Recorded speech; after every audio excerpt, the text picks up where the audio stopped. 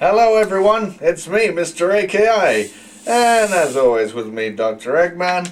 We're here for another edition of Behind the Scenes Look while I pour my drink. You.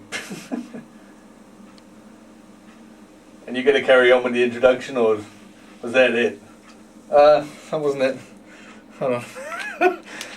Yeah, so we're just gonna trundle along as per usual. You won't see any of the jump cuts or us changing videos, but yeah, playing this once again through the PlayStation.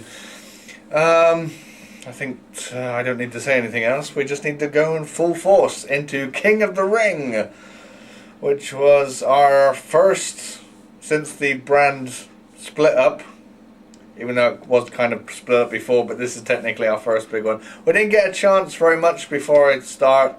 We will say we didn't get much of a chance to, in this event, to particularly focus on anything.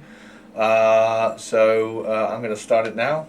The sound will be off for the event, but we will not be. This is going to be done in a podcast fashion. I said that for last time, but just in case you didn't watch the last one, I'll say it now. So you don't have to necessarily watch, but you can if you want. We'll be talking about anything that comes to our minds about the making of the show and everything. That was a weird opening for the Raw bit. It was just like you saw a little bit of it. Yeah, it's all flashy and gluey for the opening bit. We didn't actually have a theme for. Hang on, before I kick off or anything. So yeah, you can as long as you can hear our voices, that's the important thing. This is the beginning, actually, of presenting the show in a new way. Like I said, we didn't have a theme actually for any of the events before. Particularly, this is our first event with a song theme to it. Not that that matters much, but I just thought it was worth mentioning. So yeah, this is one we used to do. We used to do it almost in a TNA kind of fashion, but I wasn't watching TNA at the time. At least I don't think I was, and if I wasn't aware of their particular style that they were doing things. But they used to have like a match, and then they used to tell you what was happening throughout the rest of the night through the title pitch, through the match card pictures.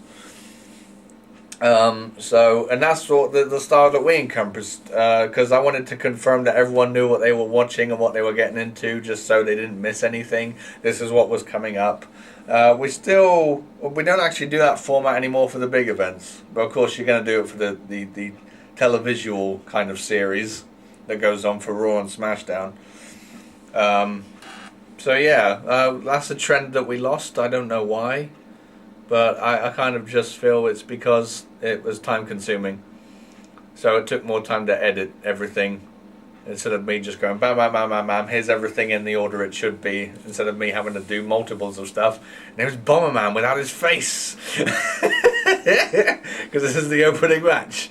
I have to say the decoration was, for the King of the Ring thing, was very pretty. Oh, shut up. You flatter me. So yes, I do have a record of what's going on here, because I've forgotten half of this tournament. Shoot me in the face, why don't you? So with this opening match between Bomberman and Metal Sonic, and this was a Raw match, as is the next one after this between Knuckles and Nightmare, and then we've got the SmackDown side with Grim and Mario, and then Mandy and Homer. So we didn't actually have any particular desire to put the matches that were, obviously we had a clear winner of who it was going to be. You know who that is, and if you don't, then go and watch it before you listen to this, because it's Knuckles. So we were just trying to plan out Knuckles' path more than anything. That's who we were focusing on. It's like, here's our winner, so we need to make him face a lot of tough opponents. So let's make him first face Nightmare. So that was his first match. And then, of course, Metal Sonic is going to win this match, which means he's going to have to face Metal Sonic next. That's kind of weird, considering the current times. And then Knuckles, of course, is going to face Mandy for the finals. And of course, Mandy's in this because once again we're following through with this push. I don't remember if Mandy's coming in. Yeah, she is coming into this as a tag team champion still with Billy. But this time we wanted to say, here's Mandy by herself. Let's see her do a tournament. And that was it, really. We were just focused on those two. And Mandy ended up having to face Homer, who's underrated nowadays by me, because I've never really saw him as a person to be dominant in the company or in the show. I shouldn't say company, it's not really a company, it's a show. Yeah, you stick with that format. We don't get money for this. No, we don't. And then she's gonna face Mario, who's equally tough and obviously an ASF legend, because he was here with us from the get-go, or should I say, he was with me from the get-go. I've been working with obviously Mario and his character since the ASF wasn't the ASF at all. And more information on that, because I feel like I will be talking about the origins of this whole fiasco in this event, because like I said, there wasn't much in the direction of creative wise. It was just like, who can we have Knuckles face that's tough, and the others can be just filler, and then who can Mandy face who's also tough or legitimately in the business, like, and everyone knows. And everyone likes Homer, and everyone likes Mario, and Metal Sonic is tough, and Nightmare is tough. So that's why we put them in. We had qualifying matches prior to this, so that was fun to sort out on the shows. But we got there eventually. And yeah, a sign of early Bomberman getting some victory, because obviously he had to win this contenders match, because that's how we did it. We had 8 different matches to decide who was going to be entering King of the Ring qualifying matchups. So Bomberman got a little bit of glory back then. What else is there to... so we got... so I guess I can say, why did I want Knuckles to win? Mainly because in the Retro ASF, I actually had Knuckles win the King of the Ring tournament twice. So this, I said, it would be great if I could just see him win it again in moving picture, even if it is a video game, but it'd be better than doing it in text. So that's just the inspiration behind that, a bit of Retro SF coming into play for my decision for the actual YouTube show for this one. And I also wanted Knuckles to get a nice little push as well, because I think, if I'm not much mistaken, he's currently the Money in the Bank owner. So I was thinking, right, we got the Money in the Bank on him, so now let's push him to the point where he can cash in and look good doing it. I got a bit of an accent there, doing it. You just stick with whatever accent you come up with. I'm gonna go Italian in a minute on your asses. Oh God, no! And there we go. Metal Sonic has already scored a victory. Usually one-on-one matches on this game don't last for too long. I have to try and space them out sometimes by doing certain spots. But with this tournament, obviously for obvious reasons, we had to speed things up, because we have 10 matches on this card, which is the first. Well, I do say the King of the Ring is a big event, and we do try and fit as many matches on our big events as possible without any restrictions. There's the lovely little display I made for the tournament brackets. It's very in your face. You're only saying that because it's yellow. It's like, I should have made it purple. I don't know why. I guess purple is the color of royalty, and it would kind of go with red and blue. But I wanted to make the red and the blue stand out, to say this is the Raw side and this is the SmackDown side. They are not competing with each other until the final. Enough said. So yeah. But yeah. So it's not only from Retro ASF is why Knuckles won the tournament. It's because like we said, we needed that push to give him. He needed credentials off the bat. So therefore, there we go. He's won the Money in the Bank. He's retained it. He's got the King of the Ring. He is the King of the Ring. And then we can just go from there.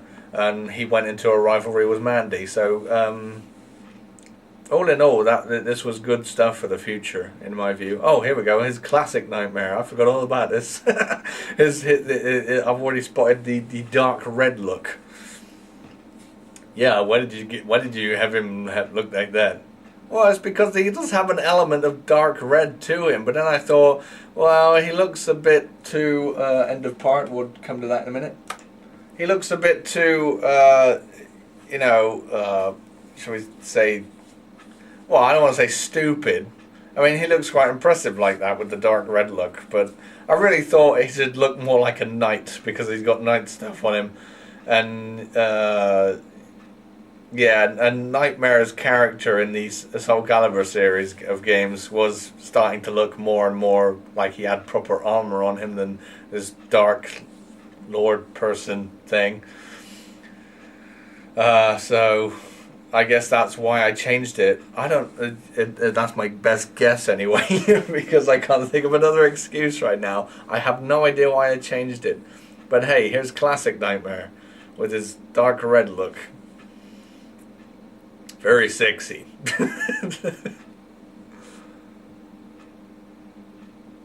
But you've been trying to change the attires for characters all the time, just to make them different. If you can change their attire, it's kind of hard with Sonic characters because they don't have any outfits to begin with to change. You try. It makes it have a more unique feel. Like we're stepping into the future, and here's a new look for this person. Get used to it, because wrestling does that in general. It's suddenly a wrestler's coming out. I mean, I can name a real life example. I can say Chris Jericho, because he came out with tights and stuff, and then and then he had the numbers on his legs and everything, and then suddenly he's in trunks. And it's totally a different look for him, and it's a new Jericho. So I guess you could say, as a bit of defense here, even though I don't think it's absolutely not totally true, but you could say that it's like a renewing Nightmare, and changing his image and updating him, like to say that times are changing and here's a new look for him. Just a simple case of that. Yeah, because old Nightmare wasn't as impressive as new Nightmare. I'll give you that. So yeah, Nightmare didn't. He wasn't a big player right as he is to me right now. There's a reason why he did become a big player. I just wanted him to be a monster heel. And you know how it goes with monster heels, is they're supposed to be built up to the point where they're supposed to face someone really impressive and then lose to them, or not so impressive, I should say, like to give that all big push to someone that you really need to give a push to. And that's the role of the monster heel, I always believe, is building someone up and then making them face, it's just providing rivalries with someone and making them go over, basically. So that's what Nightmare's job was really for, and that's why I made him face. That was probably one of the reasons I did make him face Knuckles here. Was, Knuckles could get that big start off push, whereas Battle Sonic has only beaten Bomberman, who's a small time player at this current stage in the game, or in the timeline anyway, I should say. So there you go. Several different reasons why Nightmare's look has changed since. I forget when exactly he changed. I bet you any money it was after the draft. So he'll retain this look until after Summer Strike. I think that's when. Anyway, that's only a guess, but we'll find out. I think because he's in the next event that we're going to do, which is Bad Blood. He's in the Money in the Bank match. Again, being a monster heel, and then he was in an IC Championship match at Summer Strike, I believe. Yes, he was. Good. I'm correct. So yeah, here comes a lovely F5. Is this going to be the victory for Knuckles? Quite possibly. We'll never know until the referee counts 3. Well, he didn't. So that was nice. I always like the dramatic kick out, especially with this game. And sometimes this game can provide you with awesome moments of, you doing a finisher move and going for a cover, and then the computer will miraculously kick out, or you will miraculously kick out. It's like, hey, I made it. And this match is continuing, and it's great. And I love that feel. That's another plus for this game that provides me for the show, is the fact that sometimes you can have the dramatic kick out sometimes after a ton of damage has been given to you, and it's like, wow, that happened. And when I get it on camera, it's like, I am so happy I got that, and I better have a good victory now to finish it off.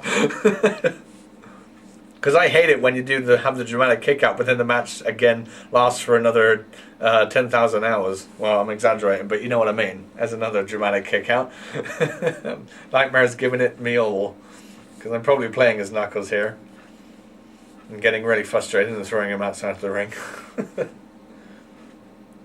And for some reason doing this.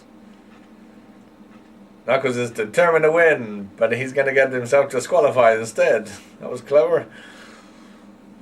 So what are the matches we got? So we could focus on a few championships on this one that we haven't necessarily, because we've got the Intercontinental title match. We had a #1 contenders match for that, which was at Backlash.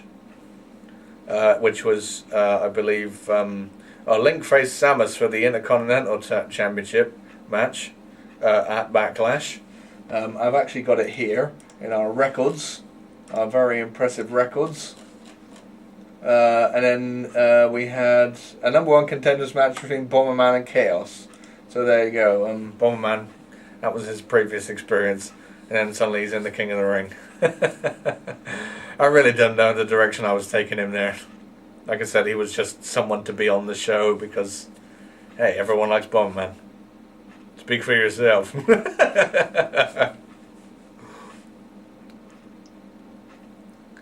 Oh dear. So, what was I going to say? So, yeah, about the Intercontinental title match. So that's Chaos versus Link. And I wanted it to be a bit special. Just a bit, because this was going to be their build up for the next event that they were going to compete at, which is Bad Blood, and then they have their KO match. And Link had I think Link had the Zora tunic at this event, or was it the next one? I think it was at this one. Because of Bad Blood, of course, Chaos wins the title. So, yeah. So wait, no, hang on, I got my facts wrong. Nightmare isn't at Summer Strike for the Intercontinental title, because I was thinking it was him and Metal Knuckles and Metal Sonic, but it isn't. It's Chaos, isn't it? I don't forget I don't remember what Nightmare was doing at Summer Strike, but I'm sure we'll find out. He might not have been doing anything. Can you tell us who was? I'll go and look at it myself. Don't tell me. I just won't do it now. Time stop. So that was rather sudden here. This entrance of Mario. Suddenly, screw him coming out. We're just gonna go with the fireworks straight away. I think it was due to time constraints. I had to cut things because this event was pushing the same amount of time as Judgment Day was, and Judgment Day was long enough. And this is back when I didn't want to. Well, we had enough matches on the card. Judgment Day was fine for its pacing and everything, but this King of the Ring was dragging on, and there was too many one-on-one matches with no stipulations of any kind and just championships on the line. So I really just wanted to get things done to keep that momentum going for the show, instead of it becoming dry with just a series of one-on-one matches. Even though it's all about the King of the Ring, it's like it doesn't get really good until the last few matches. With this, it's just still, in my eyes, the qualifying matches. Because, like I said, we've got Bomberman on this card, and we've got Grim on this card, as we see coming out right now for this match. And who weren't necessarily big event guys at the time. They are now, but that's because we've been developing them and pushing them to that spot. So everyone is slowly becoming more and more important. There's another story, obviously, behind their importance and how we managed to do that. But we'll move that. We'll talk about that another day, or another time, or whatever. And that's a terrible mistake by Mario. That was a horrible, horrible thing to do.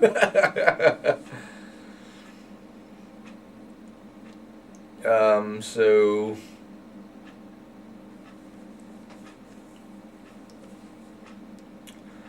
yeah, I hate that. I hate that for the fact of the game is if they are out there and you want to do an outside dive, you can't necessarily do it. They have to be like behind the turnbuckle, which is annoying. Well, not well. I say behind the turnbuckle, but you know what I mean. I have to be like on the opposite side from the. They have to be from the opposite side of the ring from the turnbuckle. Oh, you know what I mean. Like I can't do it if they're next to the ring. I have to do it so that they're from the other side. I keep on just repeating myself, don't I? He's going nuts, everyone.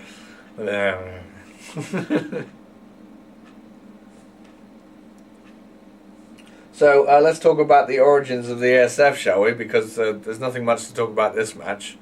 Oddly enough, I know people are going to hate me for that. There's some Mario fans out there and some Grim fans. I mean, nowadays there are anyway. But this match at the time was not important. Like I said, most of this was just filler to make sure that Mandy and Knuckles got their necessary opponents for their rounds. So yeah, the origins of the ASF. The ASF didn't actually start as the ASF. The ASF actually started, quite ironically, as Mascot Mania. I called it Mascot Mania. I thought, well, I'm just going to do a little thing. I'm just going to write up like a wrestling show with famous characters in it from video games. And I'm going to call it Mascot Mania because they're mascots and this is supposed to be like a big wrestling event. So going off of the ankles of WrestleMania, that was a nice bump, a nice spot there for Mario.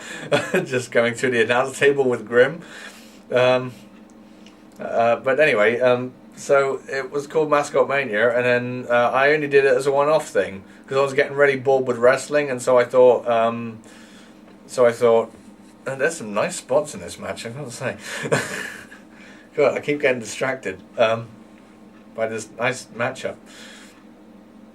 Turned out to be quite well, didn't it? Yeah, I'm enjoying it. You just continue rambling. Okay. I'm sure everyone wants to know what the beginning of the ASF was like. So I wrote it up as a one-time thing because I thought wrestling was boring, and I wanted just to make some excitement for some wrestling fans and some video game fans out there alike. Because I thought a combo of the two would be nice, and this was back in 2002. This was like in April 2002 to coincide with the WrestleMania of that time. It came out a bit late, and I ended up releasing it in May. But hey, who cares? But I was making it all through April, and then people started saying, you should do more of this, have an actual kind of wrestling show with all these famous characters on it from video games, and make a thing of it. So I actually didn't come up with this idea. Ironically enough, as always, the fans came up with this idea, and I'm not saying that to be preachy or anything. I mean, this show wouldn't exist if people hadn't asked me to do more of that kind of stuff, because obviously they found it good. That was in my early days when I was writing stuff, and I still want to become a writer at some point. It's always a career I've profound an interest in, because you can just do anything when you write. Just anything, as long as it's creative and as long as people can follow the story and the characters are rememberable, or you can, who they are. You feel like their presence is real. That's always an element. I used to read a lot as a kid, so that's kind of a thing that I have in me that I want to pursue at some point. Maybe not now, but maybe, I don't know, in about 30 years' time or something. When I'm old and decrepit and I don't have anything else to do, I might pursue that. Who knows? But it's always something I am doing still today, on and off. I'm not doing it all the time. I'm just doing one-off things, just little stories and stuff for certain places. I would show some of them to you, but I don't want to. Trust me, you won't like them. If you like wrestling and video games, they're nothing like anything like wrestling and video games associated, so you won't want to be interested in them. But yeah, just people said do more events, because this is fun to read and everything. Seeing Mario and Sonic in like a wrestling environment is really fun and goofy, and just so I thought, well, I could almost take the comedy route with it, but I didn't, obviously. In some cases I did, but mostly it was supposed to be a serious thing, and the ASF just grew from that. And I wasn't being particularly creative when it came to the show's name, so I said Raw and Smashdown, because Super Smash Brothers kind of thing going on there. So Smashdown. Then it grew from there. And then the ASF I came up with because it's like, well, we need to have a Mario theme, because it was mostly actually Mario characters that started it off, and then I kind of got bored with writing them because they're pretty generic characters and you can't really grow much on them. But I kind of stuck with some still, like Mario and Luigi and Wario, because Wario's still got that persona of being a funny guy in the wrestling industry, if you would have put him in a real life wrestling environment. So I definitely stuck him around. And then of course Peach debuted once again. She was in the original ASF, but she was reborn thanks to someone else. And she debuted at No Mercy, so I'm kind of happy with that. Because I don't know why I dropped her out. Kind of made sense to leave her in, but I didn't. I think it was because she was becoming more of a manager type position in Retro ASF, so it was kind of like becoming non-important, and eventually she just fell into the background and I ignored her. And then she re-debuted, shall we say, here on the ASF on YouTube. So yeah, well, we got Mandy versus Homer right here now. Like I said, I've already said what I needed to be said about this, so there's no need to continue. So I'll just continue rambling about Retro ASF, and you can just sit there looking useful. Hello.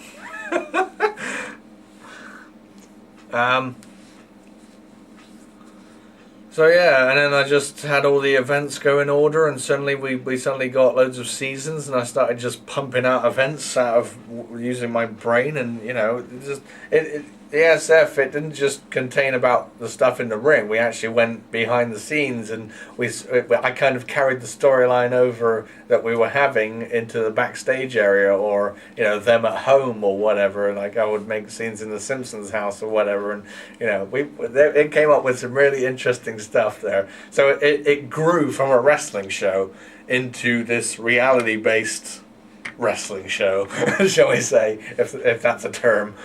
So that's what it became. Here's the Intercontinental Championship match coming up next. That's the Young Link picture. I should not use that anymore because it's not Young Link. And so yeah, that picture isn't Young Link anymore, as I was saying before the video cut out again. And we're moving on to the next part. So what else was I going to say?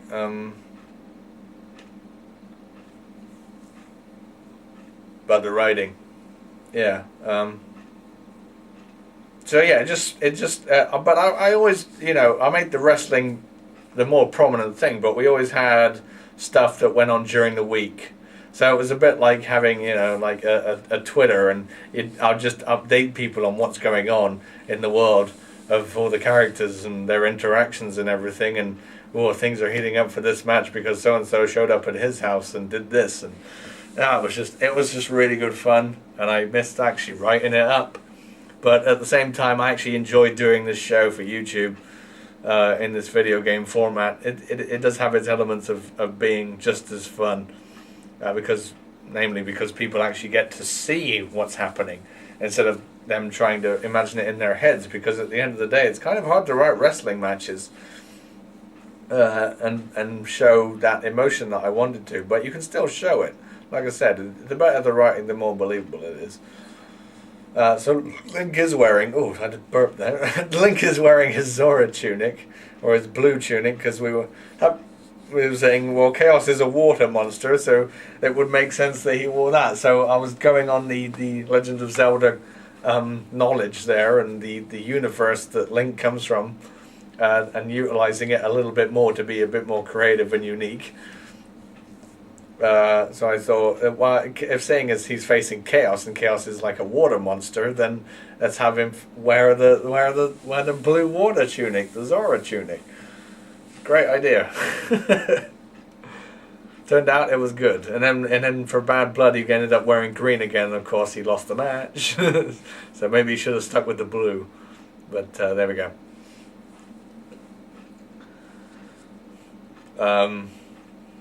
Anything else about Retro ASF I think I can say? So yeah, leaving the writing and coming to do this, it has made the show go back to its wrestling background. So we've gone back in time. I've gone back in time, so to speak.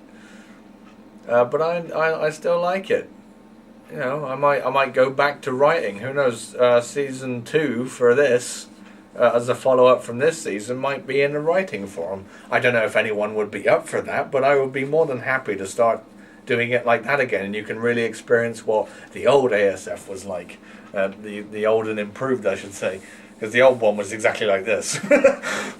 And then it slowly started going up in the world. But anyway, if anyone wants me to do maybe an example, because I don't have any stuff from Retro SF, because that was on my other computer that is now long dead and over. I did manage to save a few things, but there's not much worthy of showing for history reasons.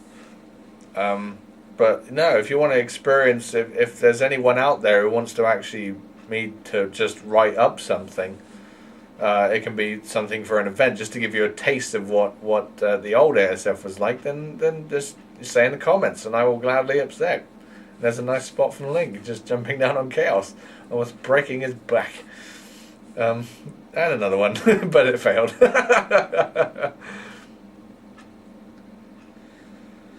So even back then, at this stage, I was pushing Link to be that courageous hero type of character, and he could defy the odds and everything. That's probably why I fed him Chaos. And at the end, I just said, well, let's put the title on Chaos, because I felt Chaos needed to be more important. He does have the makings of a monster heel, but I thought he's not exactly a monster-ish type character, because he's nimble. So, you know, he may be slow, but he can do some maneuverable tricks, unlike Nightmare and other people who can be monster heels instead, filling that role, especially on Raw at this time, because we had a lot of monsters on there to be monster heels, so I didn't need Chaos to be that person, so that's why I gave Chaos the championship, because it was to make him more important. Because Chaos hasn't really got a lot under his belt. I mean, Nightmare's Nightmare. I mean, you can't discredit that. But Chaos needed to be more established, in my view. So that was why he ended up winning the title in the end. But in the meantime, we're going to make Link look really impressive here for the meanwhile. And I'm just trying to do everything I can to keep the monster down, so to speak. Don't forget, everyone, may as well plug it right now, don't forget to, the voting is still available for the ASF. I may as well post a link in the description, actually.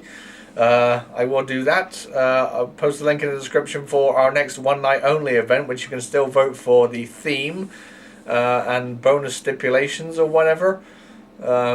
Or bonus stipulation to add on to it, I should say, because you can only pick one from each list. But like more information on the ASF forum, and I will provide a link in the description. And for our next one night only event, which will take place at the same time that WWE will be hosting their Royal Rumble event for January. So is when that will be. And voting will close at the end of this year, just to put you on the alert. So vote now or forever hold your peace. For what you want to see on the next one night only ASF show coming in January, because yeah, who knows, you might get what you want if you vote enough times, huh?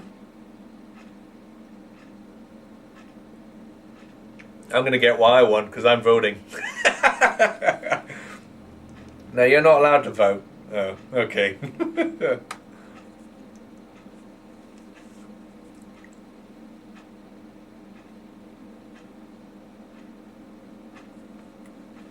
So yeah, we're trying to spend a lot of time with this matchup.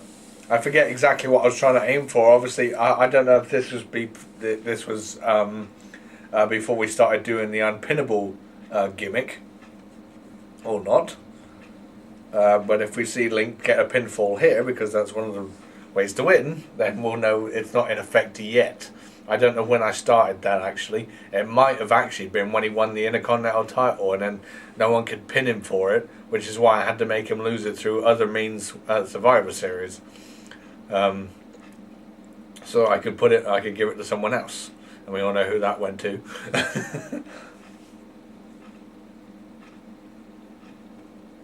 So yeah. So we'll find out. Like I said, I haven't taken any research notes or anything. I just have what happened at the event in front of my face. And his face. Because we're both sitting here in virtually the same place. Virtually, almost. Like next to each other. It's rather intimate. Will you stop talking about that? I will refrain from doing that.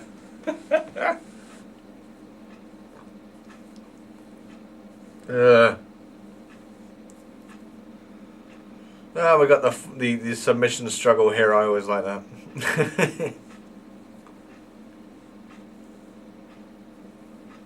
So yeah, this match is dragging out a fair good amount, so I'm glad about that. I always like championship matches to be long, and no matter what they are, because they're for championships at the end of the day, and the championships what needs to be standing out on the show, I always believe. So I'll try and make the match as long as possible. So I'm glad this one is turning out as long as it is. Turning into quite a battle between these two. Not bad. I am playing as Link because I'm trying to get as much time from the referee's 10 count as possible to recover some stamina. I'm glad the actual stamina system has been employed for this game, for the simple fact for the show. Because we can do that. When I run out of stamina, we can have it so Link is all, or whoever has run out of stamina has been tired from the match and is now having a timeout, and we can have a bit of a pacing, so that me and you can talk a bit more about the match or whatever, and about what's going on. It gives us a bit of a break from talking about what's going on in the match and who's doing what and why and all that stuff that needs to be said when doing commentary.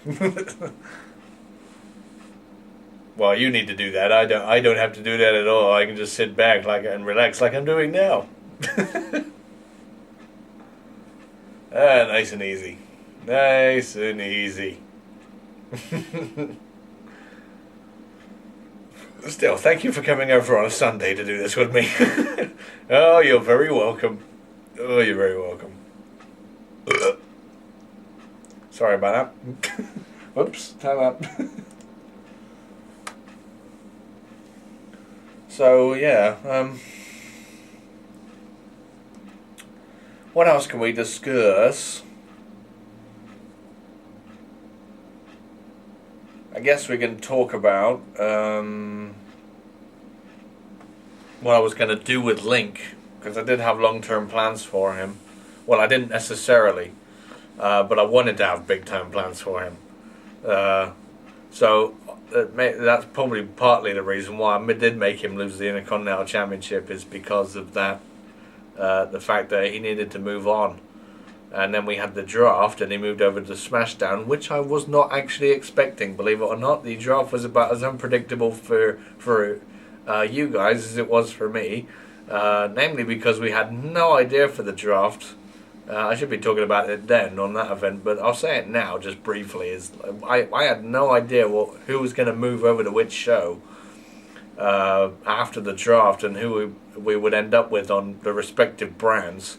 And there was actually a pinfall by Chaos on Chaos, so there we go. We didn't have that gimmick in place there. At least I think it was it? I don't remember now. I want to rewind it just to find out. Never mind. I think it was a pinfall, wasn't it? Wasn't concentrating then. I was more worried about what the So the draft we have, I'll just keep it short. Like I said, is I had no idea because we all wanted different people to work on different shows, and I didn't know exactly who was going to make the final cut. So it was just the biggest shock, because obviously I knew in advance before the show started and before the show was made, but but prior to that, I didn't absolutely know at all, like at all. So there's the updated brackets for the King of the Ring that we are showing, which makes us move on to the next stage of the King of the Ring, the semi-finals. And we're kicking it off with Raw. Hooray! With Mandy. Yeah.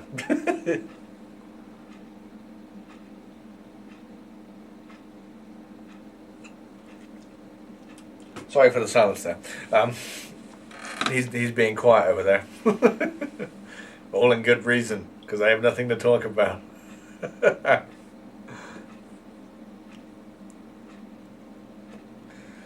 Yeah, like I said, this wasn't a creative high, this event, but it needs to be talked about for some of the stuff because it's all necessary, and why not? But it is one of our bigger events. It's just that when it comes to the creative side for this big event, we didn't have to think of much. Like I said, it was just like, who do we give Mandy? Who do we give Knuckles? These are the championship matches. And that's about it. Didn't even have to come up with enough creative for all the creative already been done for the YouTube championship at Judgment Day. Like we said, it's like now we got a plan now for. Because we need to elevate, we need to have, we don't need to elevate Astrov. Good Lord, we don't need to do that. But we just need to give him more opponents to defend his championship with until he faces the big one at Vengeance, which is Sonic, and have that controversial thing happen with the countouts. One of the most clever ways I've ever utilised a 20 count for a game. Because I don't think any other show has used a 20 count ever. So I was thinking, let's use the 20 count for something here. It'll be amazing. But we'll talk more about that on Vengeance, which will be in a couple of shows' time. King of the Ring is here. So Bad Blood will come next Thursday. We'll be doing another show next Thursday. Which will cover Bad Blood, and then we'll be doing Vengeance as well. Depending on time restraints, we may do Vengeance on Thursday, but we might also. But otherwise, if we don't, then we'll do it on Sunday at the same time we're doing it here. I didn't expect Vengeance and King of the Ring to be so long, but they are pretty long, and they're almost borderline 2 hours long. A little bit less than 2 hours, but still, that's quite a feat considering that we didn't have very much to work on back then, and we were just building storylines up. Because nowadays we've got our 3 big events in a row: the ASIF, the Mascot Rumble, and Mascot Mania, and we're having quite a surprising a number of matches compared to what we had back here. So I was kind of happy with how long the event was, considering how small they were. Obviously King of the Ring wasn't small, like I said, but one of the one-on-one matches don't take very long to do, so I'm kind of glad, like I said, why that Intercontinental Championship match turned out the way it is, nice and long. So yeah, what a championship match should be.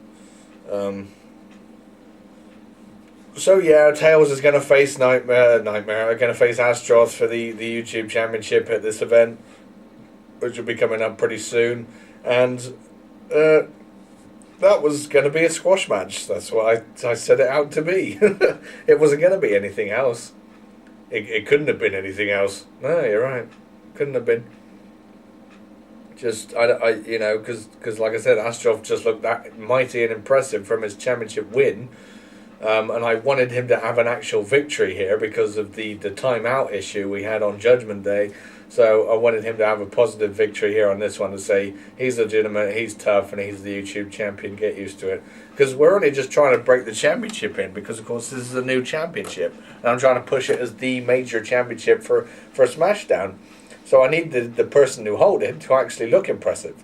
And as impressive as we tried to make him look at Judgment Day, it wasn't completely great with the timeout decision. So instead, I definitely needed him to look strong. I needed him to win, and we fed him to tails, and that was it, essentially. And so it needed to be a squash match, and that's exactly what it was. If some people are thinking, it wasn't a long match because I didn't care very much for the YouTube title at the time, I damn sure cared about it. I cared for it as much about as any other championship, especially as a major title like I wanted it to be. It's just that there could be no other way to achieve this match and make it seem real enough or legitimate enough. Astrov just needed to dominate someone, and that was it. And that's exactly what happened.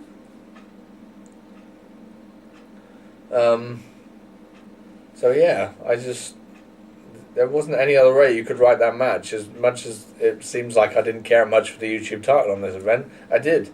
But I couldn't have the match any other way, and there wasn't any strong enough opponents, and I needed that build-up for Astrov to be legitimately the YouTube champion, and then for Sonic to come along and be a legitimate threat to it. Instead of just suddenly, we're having the legitimate threat come in straight away, which makes Astrov look bad. So, amazingly enough, but I needed Astrov to stay strong. And then we moved Sonic into the title picture, and then it was like mono on mono, big clash, big championship match. Really looking forward to it, kind of deal. So yeah, couldn't do it any other way. There's Mandy winning through a submission. So that was getting a submission is always a nice victory, I say, in the wrestling world. If someone gets a submission victory, it's like, whoa, maybe that person pretty much surrendered to their hold they were doing. So that works, and there's the updated little flashy display. Very pretty, like I said.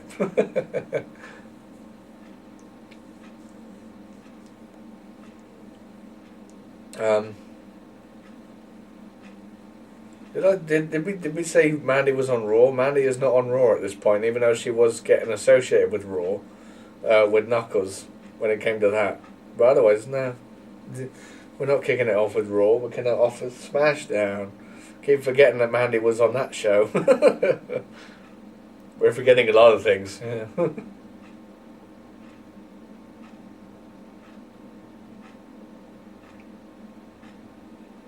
So, yeah. What's next to talk about for this event? Might have to cut it short. You might not see all this event. Like you said, we've already talked about practically everything we can talk about. Oh, hang on a minute. Well, we can move on to the next part. So we're on part 6 of 11 now, out of the entire show, so we're getting there. We've already talked about everything, we're only halfway there. Dang it. We need to stretch things out a bit, don't we? Well, you do. So I guess we can talk about the main event as well now at this stage, which is between Shadow and Bart in a last man standing match, our only gimmick match of the night. I felt we definitely needed one. I didn't want those two to have their first championship match as a gimmick match, but we had to because everything else was looking pretty boring. I couldn't really put Astrov in a gimmick match. I just wanted him to look impressive, and I couldn't make the Intercontinental Championship match that either. And obviously any match in the King of the Ring, I didn't do that either. So I was really pinned back. And I said, all right, the world title match needs to have a gimmick and a stipulation that will make it seem like a main event, rather than just Shadow versus Bart. Because we're coming off of Backlash for that match, in which they were fighting in a steel cage, in a tag team format with Metal Sonic and Metal Knuckles teaming up against Shadow and Bart, and of course we were doing the story of Shadow turning his or Bart turning his back on Shadow in that match, and Shadow ended up having to fight 3 of the guys, and then Bart escapes and wins the gold because that was the stipulation. So that's coming off of that. So I guess maybe a gimmick match was necessary, but not completely necessary. If it was up to me and there was other gimmick matches on the show, then I would have just made that a one-on-one match straight up, just Shadow versus Bart. Because every other championship match they have from this point is a gimmick match. Bad Blood, they have a First Blood match, and Summer Strike, they have a Iron Man match. So, they didn't need it for this show, but like I said, what needed to be done was done, and we couldn't really help very much. It was, as much as I say this was a big event, it was put over like a big event, but to us it was just like a segue between two big shows. Two big shows. That's a better place to be. You're just there making jokes. I love it. I hope I'm getting paid for this. Well, we'll see. I'll pay you in a packet of peanuts. How about that? Works for me. More jokes coming your way.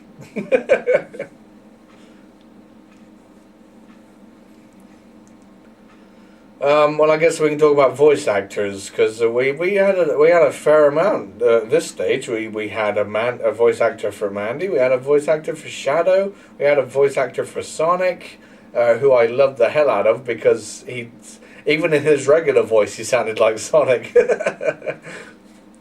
When I was talking to him on Skype, it was like, wow, you actually just sound like him. You're not putting on a voice. And he's like, yeah. Because what you hear on the microphone for Sonic at this era, for his voice actor, is what he pretty much sounded like, just with the less attitude. So I was like, wow, you just have to do a bit of I'm me and Sonic and everything, and then you can you can pull off the character with ease. So yeah, I don't do that though. I have to put on a voice. Yeah, and yeah, because you sound totally different from what you do. Currently, I could do a demonstration now if everyone wanted to. Will you? Nah. That can wait. Actually, I think people would be very scared by my real voice. I'm really putting this on. Yes, you are. No one wants to hear your real voice. It's scary. Wow. Yeah. Don't look at me like that. No, I know what you mean.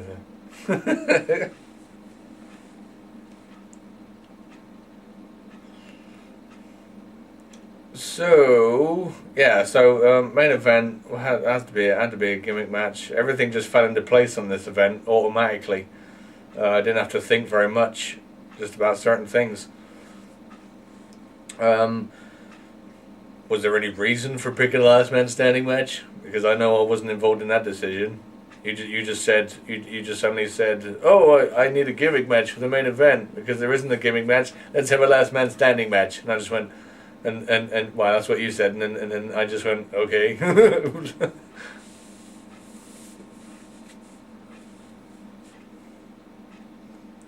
So yeah, what's the reason behind that? Last man standing. Why did I pick that? Why did I pick that?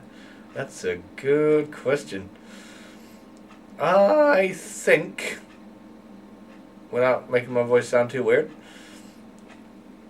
I picked it because, it's a match that you can involve a lot in and still have a legitimate winner. Not that I wanted either guy to look particularly impressive. It was just a world championship match and these two were fighting for it, and that was it. And I didn't really need to make them look impressive. They were looking impressive already just from being in a championship match. In the championship match of championship matches. So it was just a simple case of what's a match where it looks impressive after you get a victory, to make it seem like a main event, and what's a one where you can use weapons in it, because not every gimmick match can involve a heavy amount of weaponry. Even Hell in a Cell, it's more a match more about the cell being involved in weapons. I mean, we do. Weapons should be involved because it's hell in a cell, and you've got to be able to make it look like it's legitimately really tough inside that thing. But you need to involve the cell more because it's there to use. So use it. Otherwise, it just feels like a regular big hardcore match, just with a big cage roof over your head. So, yeah, even with Hell in a Cell, it's not a weapon heavy match, and obviously we were going to have one on the next event, so I didn't need two in a row. So I said, well, let's go with So I just thought, let's go with the last man standing match. You can make people look good after they've won, and you can use lots of weapons in it. I mean, most of the time it is usually a weapon hit that scores the knockout blow for the referee to start the 10 count off, which is what you need to do in this game.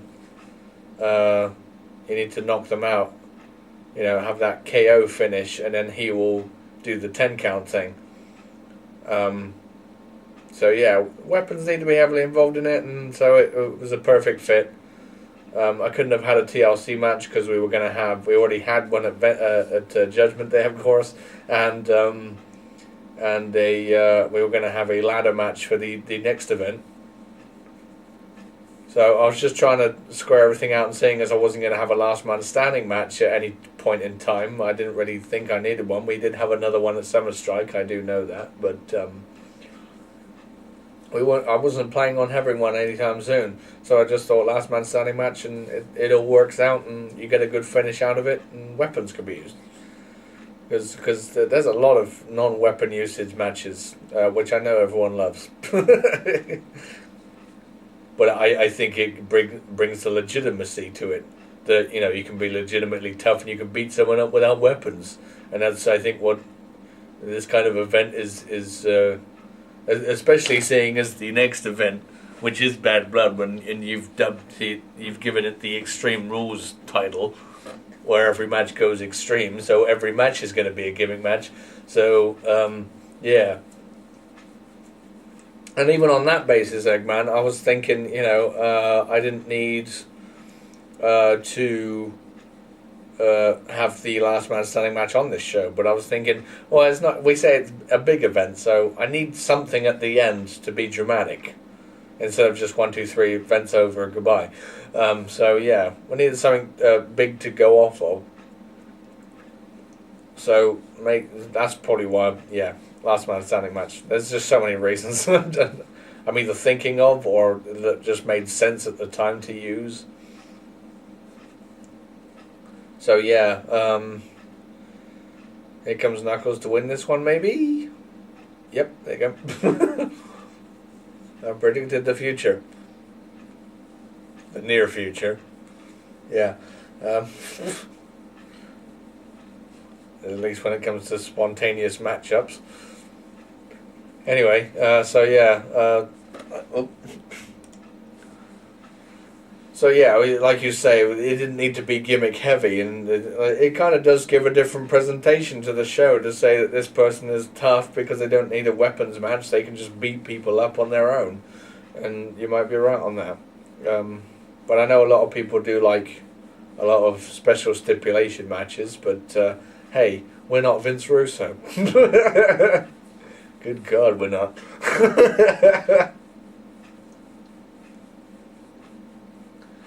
So yeah, it's nice to have an event like this and people still, enjoy it, or would enjoy it if our commentary was better. But we've already talked about that issue. If you do ever want us to redo commentaries for any one of these events that were perhaps not living up to par with the ones that currently we're doing, even though we're still improving always and doing our best to improve on how we do stuff.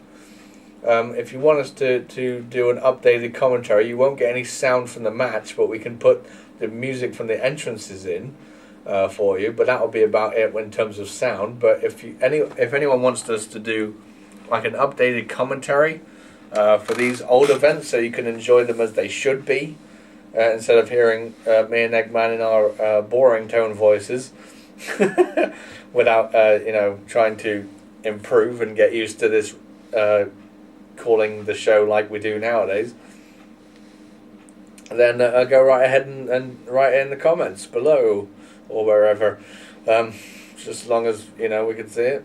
So there's some activities for you. Go and vote for the next One Night Only event for January, and go and ask us if we want to redo commentaries for any of these events, because we will. Because we like doing it at the end of the day. Yeah, I definitely get a kick out of doing it. Cause like you said, I never really pictured myself doing it. And when we were first doing it, we were really nervous and tense and everything. But, and I never really pictured myself, because when I was doing it, when we were both doing it, I mean, me personally, I wasn't really enjoying it that much. I was more, because I was really under pressure, because I wasn't really used to looking at this format of a video game, so it was kind of hard for me to adapt. Still is to this day, but I'm amazed at how far I've actually come personally on a professional level of doing stuff. So, yeah, now I enjoy it certainly more doing it than I did back then. I don't know about you. It was, for me, it was more of a case of just like, yeah, I needed to self-improve, because I was saying, yeah, this is bad, but at the same time, I wasn't really, I wasn't really hating on it, doing it, or having to do it. I was still happy to do it, which is probably why I didn't call anyone else in to do it for me. I just thought, I just need to improve, and I'm having fun doing this as it is. I'm sorry that it was the same for you, but hey, not everyone's going to have the same view of everything. Here's Astroth kicking butt with Tails here, who's following on from the Judgment Day match. That he gets the rights to control the King of the Ring, so obviously he's going to put himself in a championship match. That was a given, because that was what the Sonic DX team was all about. Be it wanting championship matches and wanting the show to themselves. So yeah, we're still following on from that storyline. So yeah, suddenly everything's gone quiet. We're just in awe of Astroth just kicking butt here. Because I think, I definitely was playing as Astroth, because, or maybe I wasn't, because sometimes when it comes to Astroth, like I said, the computer's dominating looking enough. But chances are I probably was. I just wanted to kick the CPU's ass, because I don't get much of a chance to do that when making the show, because like I said, I have to make the show last, or I have to make the show and the matches last for somewhat of a longer time than what they should. Yikes, that was a nasty move. I don't recall Astroth ever having that, unless we've changed it recently. I don't know. But yeah, so it was nice to have a chance to actually kick the CPU's ass here, because the match pacing and everything, I usually have to go out of my way to not win the match when the CPU is trying to win the match, and use any method necessary to win the match against me. This match was a little bit of fun. I was just trying to kick Tails' butt without the CPU trying to get the better of me, even though it is at some points, but it still makes Astroth look like a mighty strong son of a bitch. So that was all good. So I had fun making this match, definitely from memory. Just like, yeah, I'm going to beat him up. That actually legitimately fight in this game, how I do in the actual game, rather than having to stretch the match open. Anyway, I'm taunting a little bit, going, yay, I'm powerful and strong, and everyone loves me because I am so great. So yeah, this match was a lot of fun. I can remember to make, because it was just like, yeah, I'm going to just going to own the CPU.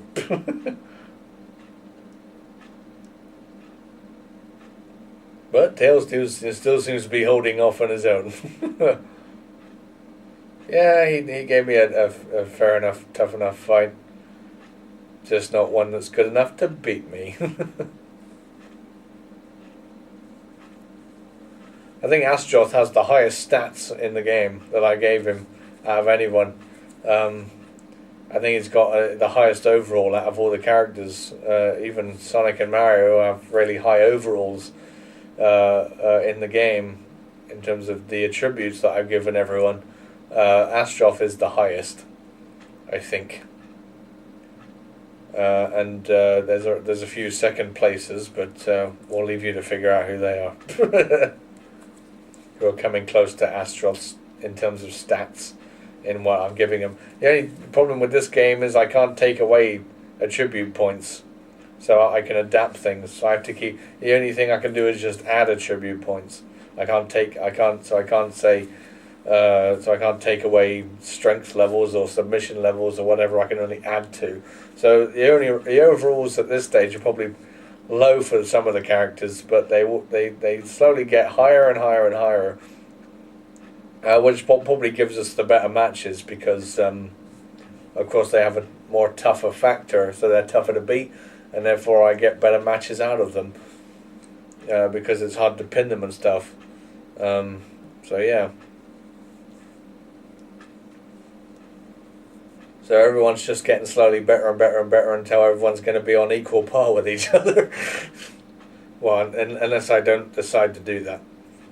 But there we go.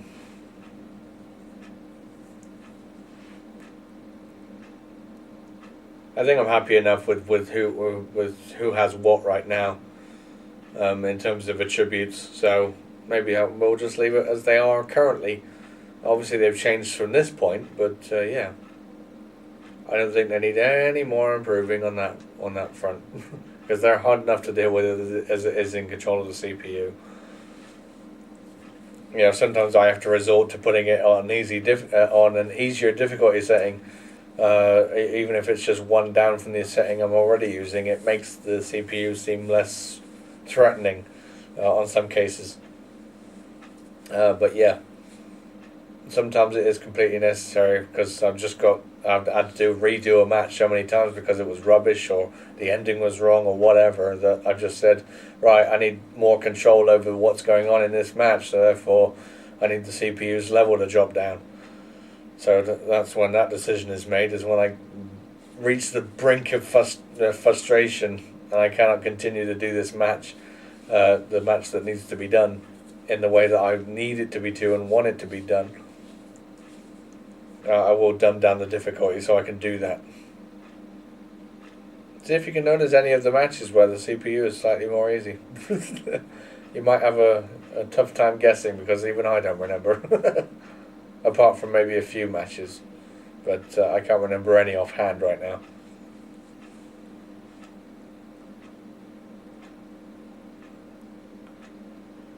So, what's next for Mandy after this? So she's going to face Knuckles and come up a bit short, which is going to start this rivalry off. Whoops. So this King of the Ring event is going to start the rivalry off between Knuckles and Mandy, which is a rare thing because they didn't want to do a cross-promotional thing, but I think it was necessary, especially with these two mixing with each other at the final. We needed them to spar off, and even if we brought more people into the fray for the Money in the Bank, I mean, it's not a Money in the Bank match for that. With just two people, you need at least multiple people in it, and the maximum we can have obviously is 4. So let's just stick 2 more people in there that are filler, which is Nightmare, like I said, being the monster heel and the games guru because they didn't have anything better to give him. And then Mandy and Knuckles are going to fight for the tag team titles, and then Mandy's going to join Raw after the draft, and they're going to have another match at Unforgiven, and then we're going to wrap it all up. And Knuckles wins the title, and then, well, we know what happens afterwards. At least if you was keeping up with the program. So yeah, this is all as a result of this one match, the King of the Ring finals here between Knuckles and Mandy. Yeah, I liked how you put the emphasis on the man there. Oh yes, I didn't realise that at first, but I guess it's the way I said it.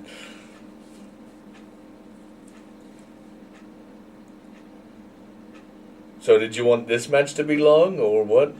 Well, I wanted this match to be fairly long, because number one, I wanted Mandy to be a threat, and we were all saying Queen of the Ring. I can remember that. I can too. I was dreading the thought of Mandy ever doing that, so I can't picture how the fans were feeling. But like you said, it was getting Mandy in their faces and saying it was almost like the Mandy is the John Cena of the ASF. Well, I almost said the other show there,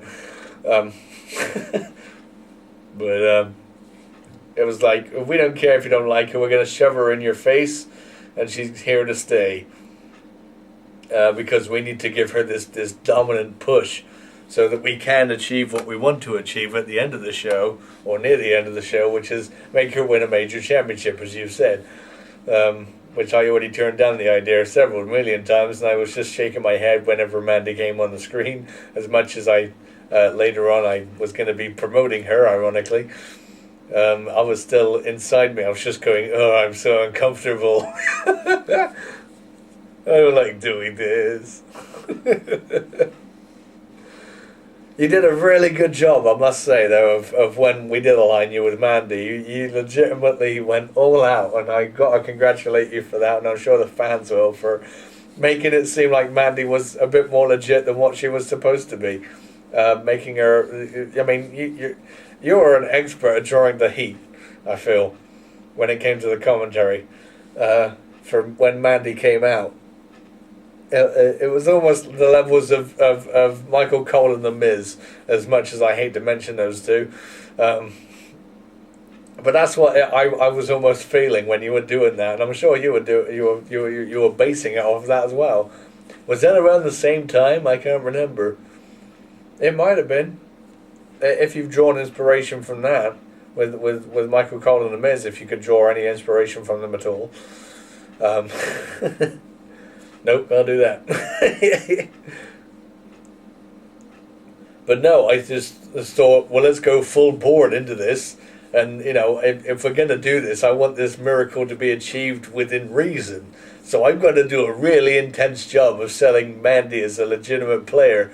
And I'm going to make it seem like I mean it. And the last thing that you want to hear out of me is not believing me. Or having that tone that it makes me think, or that's making me promote Mandy, but not properly sounding like I'm behind her.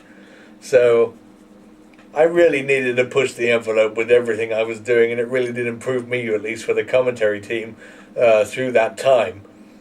And I really was just having fun with it, because it was just like, well, this is your show, not mine, so nothing's on the line for me. Just a commentary job and whatever. But for a video game, so I'm not really missing out on much as pains as that probably is to hear.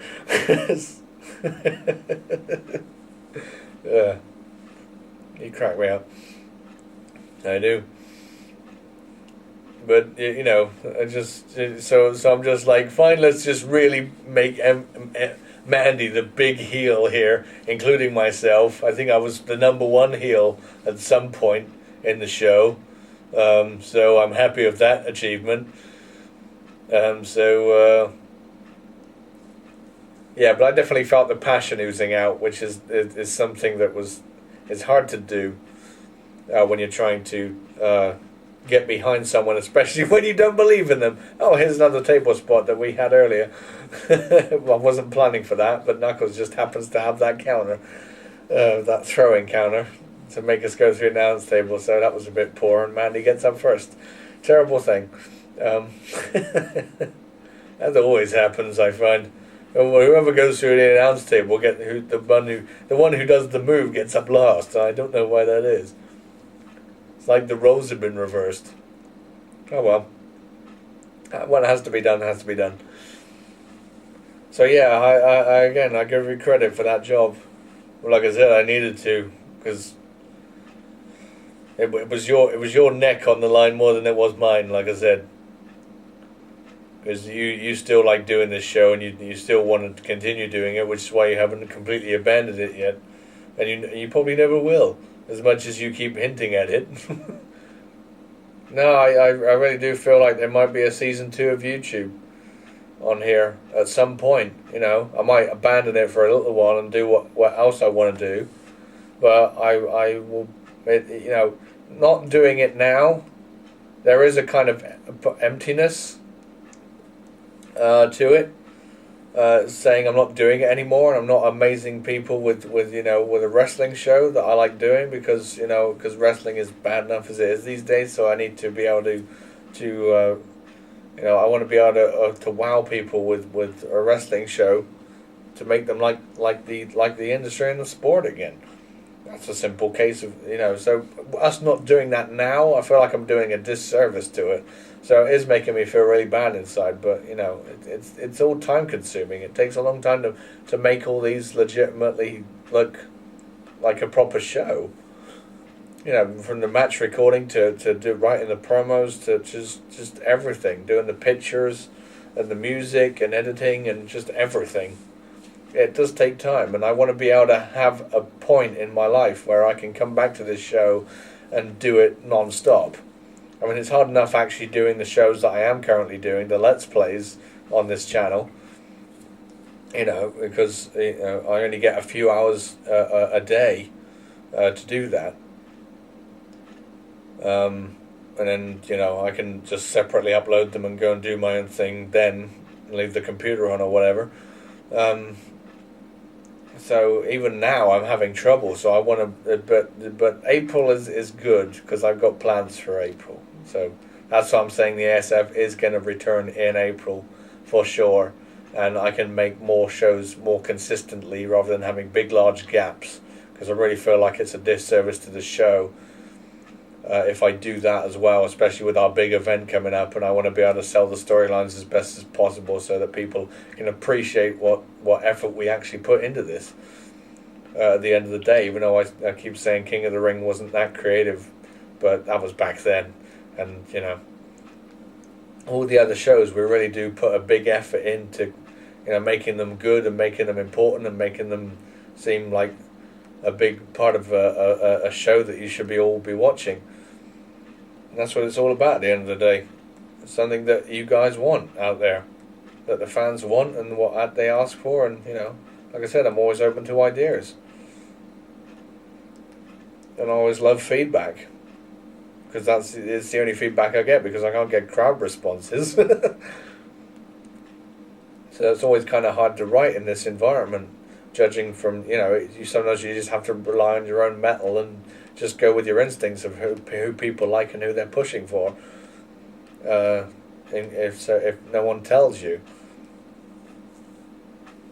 So in that respect, it is kind of nice to have viewership. So yeah, just any feedback anyone can give me, I love it. I don't force anyone ever. I mean, sometimes I might say write in the comments, but I've only said that for this so far, and this show has already been done and dusted. So, but I just I don't always demand feedback, but it's always nice to get it, because then right, I'm going to do that for that person, and they're going to be happy. I recall some people asking me, is Grim and Billy going to get a tag team push, and I'm like, yeah, I can do that. And I managed to fit it in on the show. And they got a tag team championship match, and it was quite a good physical match on SmackDown quite recently. Because it was we'd added 2 out of 3 falls, which was good. And I still plan on pushing those two as a tag team. Oh, we got a pause screen. I don't know what brought that on. I might have got interrupted at some point. Oh, I. Actually, that has reminded me of something I can actually talk about right now. You're going to love it. Why, what is it? Well, it is the fact that as much as it's going to be weird to say this, I've always wanted to appear, or for at least a show from the ASF to appear on Botcha Glitchamania. Always wanted it to. Always. I mean, some people could say you could put the entire show on it, but yeah, they can go ahead and do that. I don't care. I bet you do secretly. Only in my daydreams. But I've always tried to have like make an intentional mistake. Or sometimes I've made things out to be a mistake. I think I can recall one instance at Armageddon. There was Amy versus Cream, and I had Amy, and I had Amy was on the floor, and I had Cream jump over the top rope and do like a leg drop thing on top, and she completely missed and hit the referee instead. And then I went back to do the same thing. Just to see if anyone would spot that, and I actually pointed it out in commentary, but that was just a kind of nudge to say, stick it on Botchamania. I don't know why I wanted to appear on that show, but hey, if anyone's within the sound of my voice hearing this, then just put anything that you can find that could be a possible mistake. I mean, I've tried to fit them in. Like I said, you could put the entire show in there. You could have an ASF special. We should, if no one puts us on Botcha Glitch Mania, I'm going to make our own, I swear. We're just going to have an ASF edition of that show. I'm not going to steal the title, obviously, but I'm just going to have an entire show where we can note screw-ups that we've done. Be it with the nameplate when we've had champions appear that don't have the championship name, or or they are not a champion and yet they have the championship name above their name. We've done that. We've had that happen before, and I've completely overlooked it. And there's been several other things. I think we've had a run-in once from Luigi, and he had trouble lifting up the person he was supposed to be attacking. I don't know why that is. There's something wrong with the weight system with Luigi. He can't seem to lift up people. I should give him less lifting moves in his moveset. But it did make the attack look rather stupid. I forget what show that was on, but hey, if anyone can find that again, that would be great.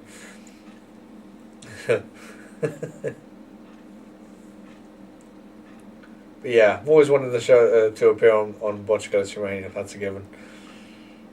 So please, put us on there. Please. Put us on there as much as possible. Early and often.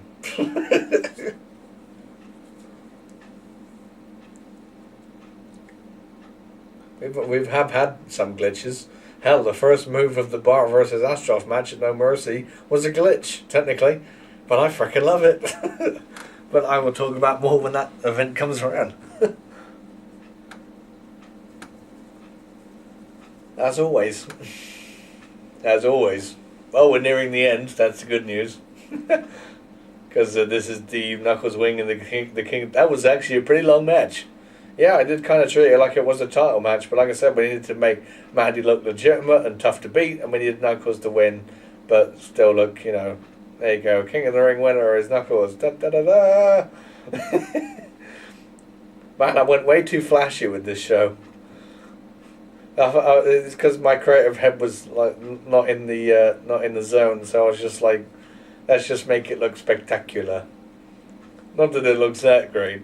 It's just different shades of yellow. Speaking of different shades of yellow, and several shades of grey.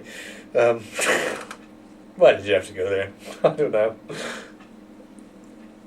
But yeah, that's we don't use that picture obviously for Bart anymore. Even if he was a heel at this stage in the game, still, I needed a more serious picture of him. Hence, now we use the I've got the wearing the shades and looking menacing kind of look instead for his picture, instead of him looking really happy-go-lucky.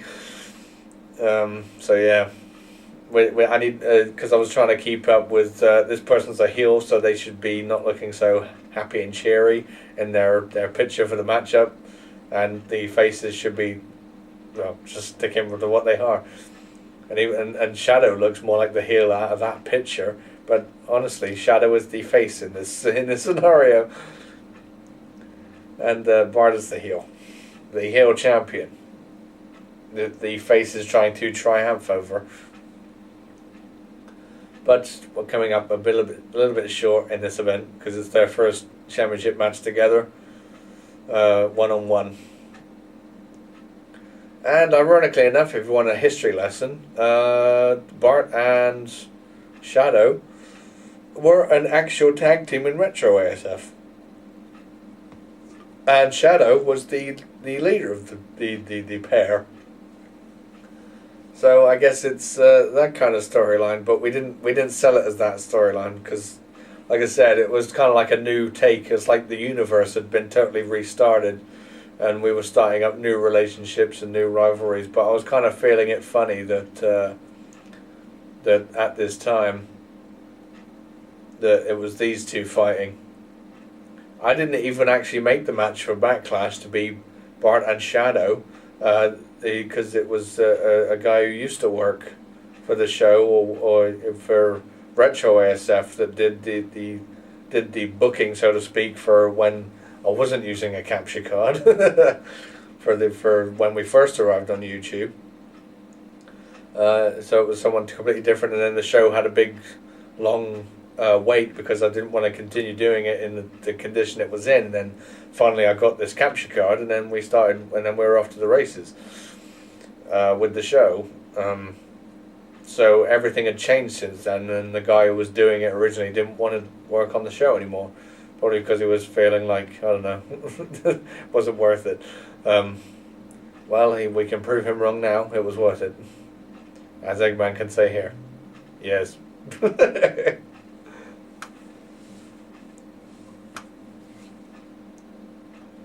So yeah, there was a bit of a gap between stuff, and things changed and stuff, and we picked up Star to run part of the show, or give me ideas at least.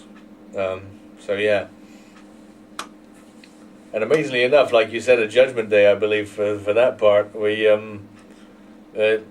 she came up with some good ideas. We haven't got to them yet, but we will. Yeah. And I always took everything on board, and some things may have been her idea, but I've made them look just that little bit more better. But some of them were just purely her ideas. So I'm kind of glad we stuck that in, and people were able to contribute in their general manager capacity, that they were legitimately giving me ideas for the show. So yeah.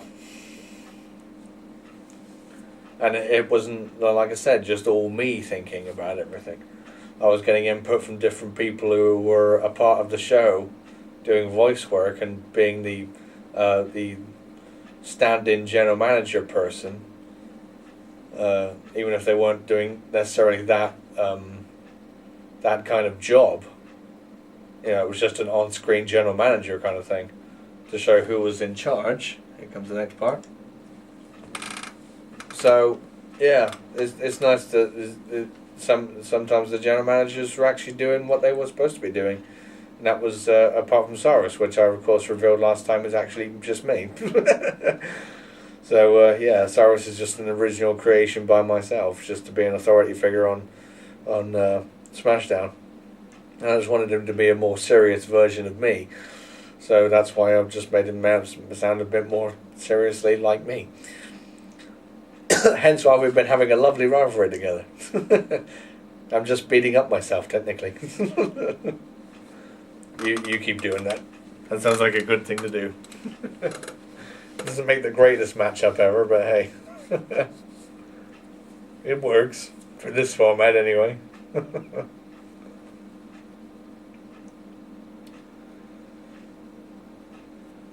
Because, yeah, if I'm trying to portray two characters, it'd be really hard to... Are we going to have another table spot?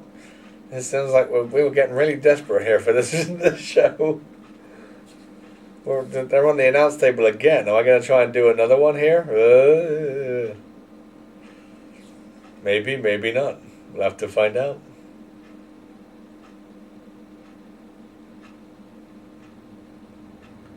We're having a good old fight on the announce table. Yeah, certainly. Oh no, they got thrown off. Luckily, of course, the announce table gets miraculously rebuilt for the next match, because it's a brand new match on the game. So it made sense, really. I suppose you can't have continuity in this thing. Yeah, we try and just say, well, we're gonna have the table smash for this one, and then we're not gonna do that for any of the other matches. But this was back when we weren't thinking that much, and it didn't really matter to us. But nowadays we kind of think more as continuity wise, which match is going to use the announce table, and which announce table, because sometimes we have 2 announce tables to use. So yeah, so we're saying that this match will be used with this one, and this match will be used for this one, and then we won't use them any other time in any other match. So yeah, sometimes we might use both for just one match, and then we won't use them ever again. Anyway, we're just being stupid now and rambling on about stuff that people already know about. Oh well. Here's Shadow being a cheater. But it's all good if you're a face. Punching areas we'd rather not like to think about.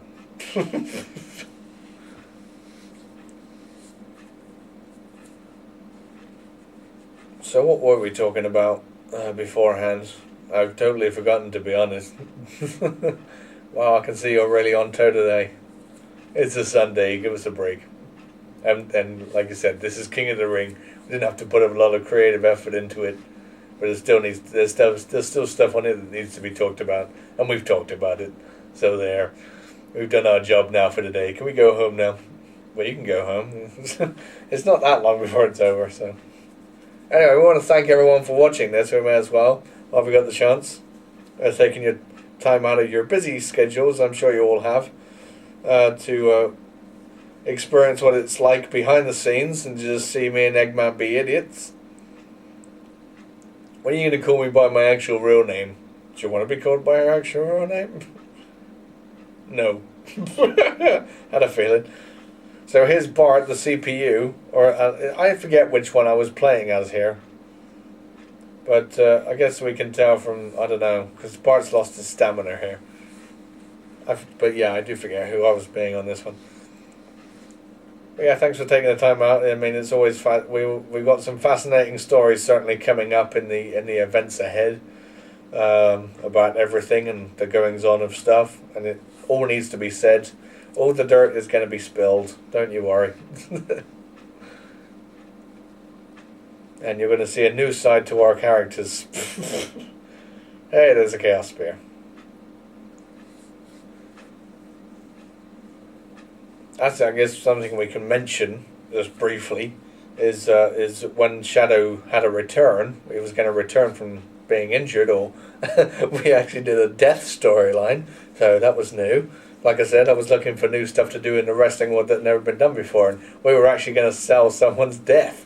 You know, his Shadow has recently died from a nasty accident.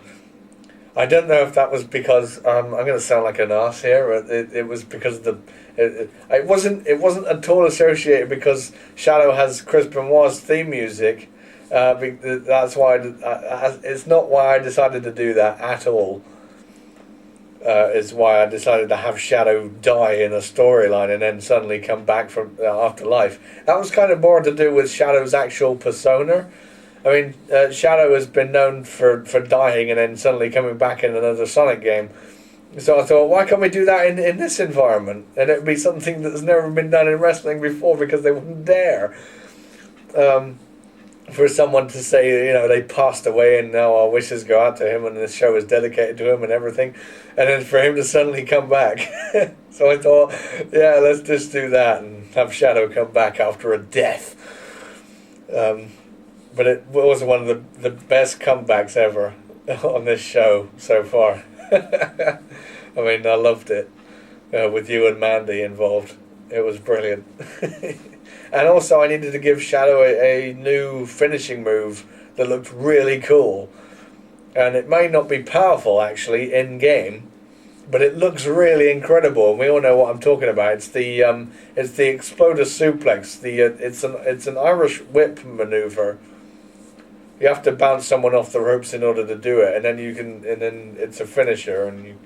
Well, I made it a finisher because you can make any move you can in this game a finisher. But yeah. You could even make an eye poker finisher if you wanted to. Don't ever give that to anyone. So yeah. So Shadow just needed a really incredible looking move to come back with, and I said, wouldn't that? And I showed you the move, the exploder, and the animation for it, and you actually said that would look really good being done to me, or the Eggman character, because he's so big, and it's such a powerful looking move to do. And I just said, yeah, I know, it looks like an incredible move, but I agree with you when it comes to being done on you, because Shadow was originally just going to come out and attack Sonic. That was the original plan, and then we thought, well, let's throw in because we were doing a Mandy Open Challenge thing at the time, and we were going to, have another one, and we didn't know who the opponent was, and then out of the blue, Shadow comes along, even though we've been giving like little hints about it every now and then. But we didn't know he was going to come back at that point, and it was a big shocker, and I did a fantastic little flamey entrance for him and everything, and he's back, and and then suddenly he just comes in the ring and beats the two of them up, and then gives you the huge exploder suplex, and I love that moment. And so the Chaos Reactor, we've dubbed it, and I actually do still approve of that segment in general. Probably one of my most favourite ASF moments of all time is Shadow coming back and giving the Eggman character, which is my character, but there we go, but I'll just say the Eggman character getting an exploder suplex done on him. The animation for this game is absolutely amazing. I love it. So yeah, that's a legitimate thing I can say for everyone. You're there. One of my favourite personal moments is Shadow returning and giving me the exploder suplex. So yeah, it does look a legitimately badass move that would maim people, and I don't know why it's not classed as a finisher. It's classed as, I think, as a strong Irish whip grapple, but it's not a finisher, and it looks like it would be a finisher because of the setup and everything. Every time we Irish whip someone, we can say, is he going to be able to hit it, or is it going to be reversed, or is the Irish whip going to be reversed instead? And it opens up the boundaries for more stuff to do with Shadow when it comes to pacing the match, because he's got more signatures and finishes to utilize, and we can kind of, there we go, there's the table spot finally. Yeah, Durban. Always in our last man standing match. But it was just, what was I talking about? Just it opens up the doors for the match to last longer, especially ones that Shadow's in. I'm trying to make Bart hit the chair here. I must be playing as Bart, I suppose. There goes the... final part for this. We're on part 11, and this part isn't very long, so we're going to have to cut it short a little bit. But we like I said, talked about all we need to talk about, but I can just end it off with, having more finishing moves with other characters certainly stretches it out. We had Bart attack the referee there. Why did you do that? It's simply because I wanted the match to last just that little bit longer, and I'm kind of thankful for it now, otherwise we'd have to speed things to a head. So as I was saying, the more finishing moves and stuff characters have, the more variety we can put in their matches, and they can end it through other means. And Shadow now has a evil submission maneuver and and an exploder suplex and the pedigree move and the spear, so you can end the match in several different ways, and make it suspenseful. Is this going to be the move to finish it off? The more finishes a character has, the more chance you have of making it more dramatic. At least in this video game atmosphere.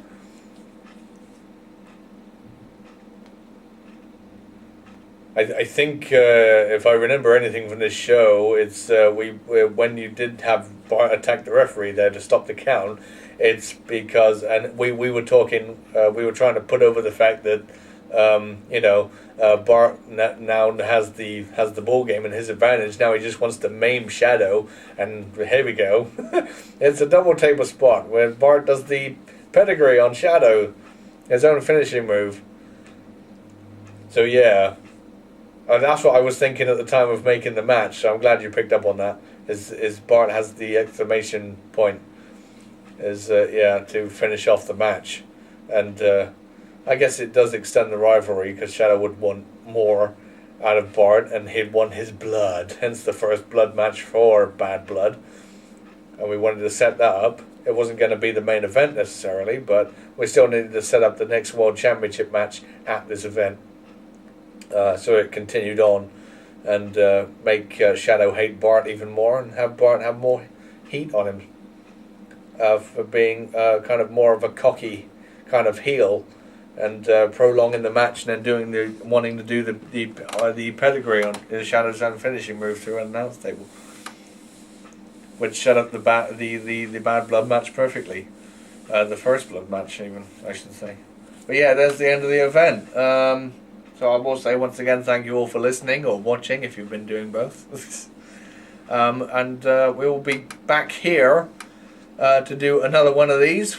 We'll be doing Bad Blood next, and we'll be doing it on Thursday. If you're ready for that, Eggman, I will be. I'll be here.